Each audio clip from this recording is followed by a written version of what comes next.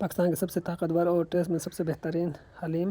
بسم اللہ الرحمن الرحیم۔ آج ہم بنا رہے حلیم کی ریسیپی۔ تو اس کے لیے میں نے نیشنل کمپنی والا ڈبے والا حلیم لیا ہوں۔ تو اس میں ساری چیزیں مکس ہوتے ہیں سوائے چاول اور جو تو نہیں ملا، تو اس لیے اس میں بعد میں دلیا ایڈ کریں گے۔ چاول میں نے ٹوٹا ہوا چاول 1 کپ ایڈ کیا۔ ان کو اچھی طرح صاف کرنے کے بعد 3-4 گھنٹے بھگونے کے بعد اچھی طرح بھگویا تھا 3-4 گھنٹے۔ اب اس حالت میں ہم ان کو پریشر دے دیں گے۔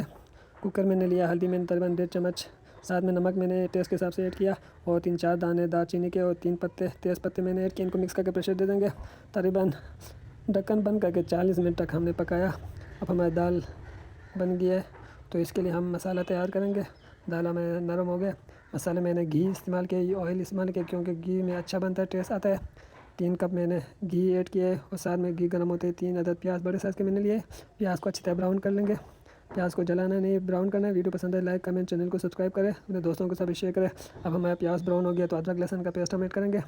میں نے تقریباً 2 چمچ ادرک لہسن کا پیسٹ کیا ہے۔ مسالے ایڈ کریں گے، لال مرچ 2 چمچ، دھنیا پاؤڈر 2 چمچ، ہلدی میں نے 1 چمچ ایڈ کیا ہے، اور نمک اپنے ٹیسٹ کے حساب سے ایڈ کریں۔ اور مسالے کو اچھی طرح بھونیں گے، مسالے جل نہ جائے، آرام سے بھونیں گے۔ اب مسالے اچھی طرح بھون گئے تو ہم گوشت ایڈ کریں گے۔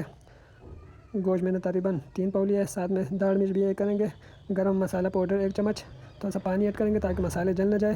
اب قورمہ ہمارا تقریباً تیار ہو گیا ہے، مسالہ بھی ہمارا پک گیا، قورمہ تیار ہو گیا۔ تو اس حالت میں ہم دہی ایڈ کریں گے۔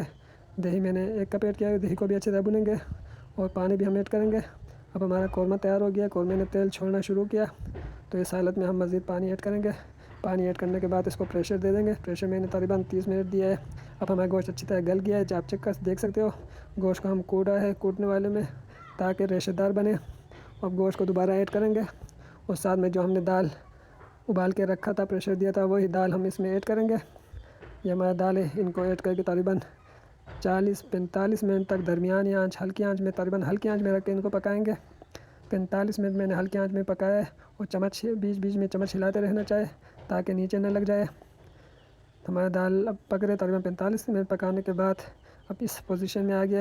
تو اب ہم جو کا دلیا ایڈ کریں گے، اور چمچ ہلاتے رہیں گے، اور آگ ہم ہلکی آنچ ہی رکھیں گے۔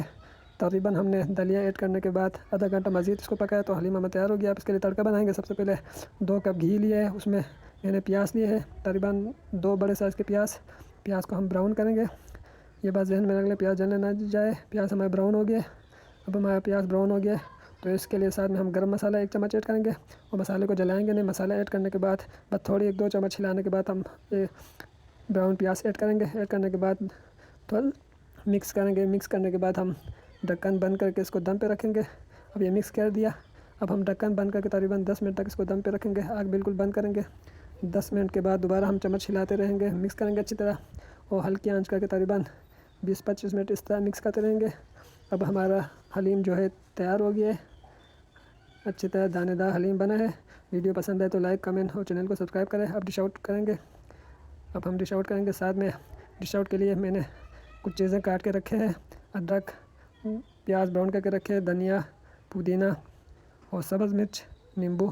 اب ہم پیاز ایڈ کریں گے، ساتھ میں دھنیا اور پودینہ ایڈ کریں گے، سبز مرچ ایڈ کریں گے، ادرک گارنش کے لیے ایڈ کریں گے، نیمبو۔ ویڈیو پسند ہے لائک کمنٹ اور چینل کو سبسکرائب کریں، اپنے دوستوں کے ساتھ بھی شیئر کریں۔ ویڈیو دیکھنے کا بہت شکریہ۔ السلام علیکم۔